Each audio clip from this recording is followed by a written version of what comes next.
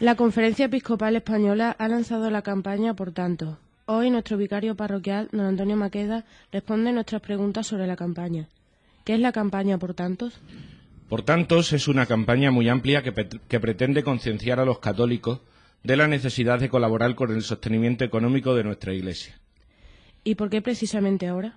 Bueno, en realidad la campaña comenzó hace ya algunos meses, como pudimos comprobar con los anuncios que vimos en televisión y que escuchamos en la radio. Y en realidad ya estábamos acostumbrados a que por estas fechas, desde hace unos años, la Conferencia Episcopal nos recordaba la conveniencia de señalar la X en la declaración de la renta para destinar una parte de nuestros impuestos al sostenimiento de la Iglesia. Entonces, ¿simplemente es la campaña de todos los años? No es la campaña de todos los años, porque el marco en el que se desarrolla es completamente diferente. A partir del 1 de enero pasado, la financiación de la Iglesia se rige según unos nuevos acuerdos entre la Santa Sede y el Estado español. ¿Y en qué consisten las novedades de esos acuerdos? Y principalmente en una y no pequeña. El Estado deja de aportar dinero a la Iglesia católica, por lo cual la Iglesia en España ahora depende únicamente de la aportación de sus fieles y de aquellas personas que estén interesadas en colaborar con su acción, bien sea directamente o indirectamente. Es decir, que a partir del 1 de enero la Iglesia se sostiene únicamente de lo que nosotros demos. Eso es, aunque haya distintos modos de aportar ese dinero. ¿Y el Estado deja de dar dinero a la Iglesia? Efectivamente, el dinero público que la Iglesia recibirá será solo a través de subvenciones para proyectos puntuales, como puede recibirlas cualquier asociación, ONG o ciudadano español. ¿A qué proyectos te refieres? Me refiero a los distintos proyectos que la Iglesia desarrolla en el campo social, como es la ayuda a necesitados, inmigrantes, ancianos, niños, mujeres, en el campo educativo, con los conciertos en materia de educación, en el campo sanitario, con los acuerdos concretos con los hospitales de instituciones religiosas, en el campo del patrimonio histórico-artístico, con las subvenciones para el mantenimiento y restauración de las obras de arte de la Iglesia, etcétera. Pero estas subvenciones estarán garantizadas, ¿no? No, como tampoco las tiene garantizadas ninguna ONG ni ninguna asociación. Hay que presentar los proyectos debidamente justificados a la administración correspondiente y es ella la que decide si se aprueba la subvención a tal o cual proyecto y se rechaza la subvención a este otro. Pero eso supone que ¿qué proyectos interesantes pueden verse afectados por esos rechazos a la hora de recibir subvención? Pues sí. Por eso se hace más necesaria que nunca la aportación de los fieles, para asegurar la continuidad de muchos proyectos interesantes que desarrolla la Iglesia, algunos en campos en los que las administraciones públicas no actúan y las ONG ni siquiera entran. Existe la creencia de que a los curas os paga el Estado, como si los curas fueseis funcionarios, ¿es verdad? Las administraciones públicas, en el caso de Extremadura, la Consejería de Educación o el Servicio Extremeño de Salud, solo pagan a los sacerdotes que están desarrollando una labor en esos campos, es decir, a los sacerdotes que, como en mi caso, impartimos clases de religión en el instituto, o los que, como es el caso actual de mi predecesor Antonio Cerro, que es capellán del Hospital de Zafra, se encargan de la asistencia religiosa en los centros hospitalarios. El resto depende, en el caso de nuestra diócesis, del fondo de compensación, al que los sacerdotes con mayor nómina aportamos para que los de menores ingresos puedan igualarse con los otros. Entonces, solo los curas que trabajan fuera de la parroquia, por decirlo así, reciben una nómina de la Junta. Sería más correcto decir los que trabajamos fuera y dentro de la parroquia. Y aquí no hay posibilidad de conciliación como en el caso de las mujeres. Tanto en un sitio como en otro has de dar el 100% y no hay derecho a queja. ¿Y los curas jubilados?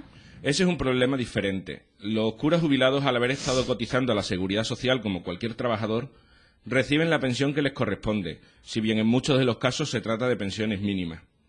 Además, los curas jubilados comienzan a percibir su pensión a los 65 años, como corresponde a cualquier trabajador, aunque en realidad continúen desarrollando su labor en la parroquia, a partir de ese momento sin percibir nada a cambio, hasta los 75 años, fecha que el Código de Derecho Canónico señala para la jubilación. Entonces, ¿dónde va nuestra aportación? Pues principalmente allí donde se encuentra y opera verdaderamente la Iglesia de Cristo, que en el caso de la Iglesia Católica de España son las 69 diócesis en las que se divide territorialmente. Las diócesis están divididas en parroquias. Hay en España unas 22.000 parroquias.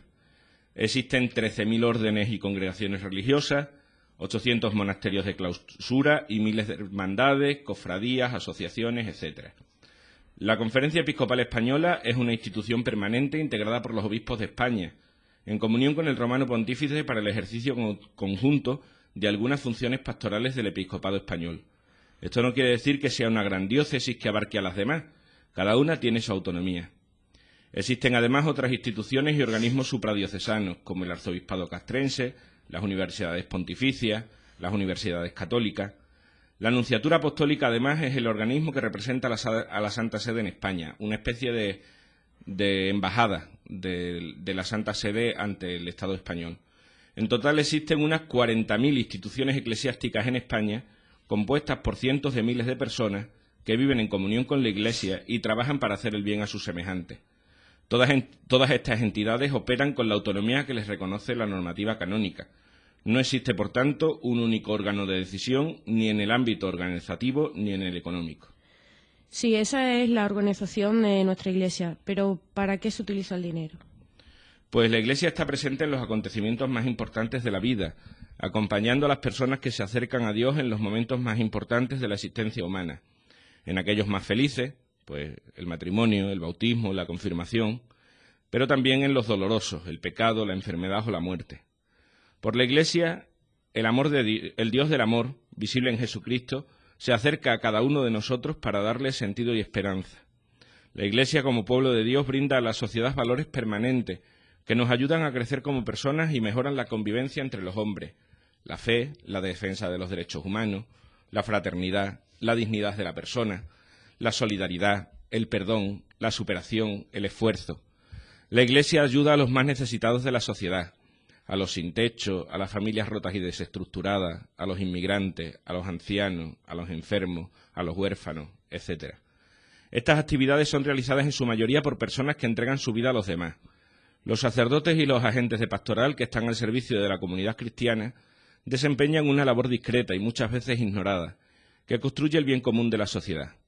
Pero para decirlo con algunas cifras, el dinero que recibe la Iglesia se emplea en la atención religiosa a 313.000 niños que reciben el bautismo cada año, a 123.715 parejas que se han casado por la Iglesia en el año 2007, a 8 millones de católicos que asisten a misa cada domingo, a los cientos de miles de voluntarios que colaboran en acciones pastorales o son miembros activos de asociaciones y cofradías.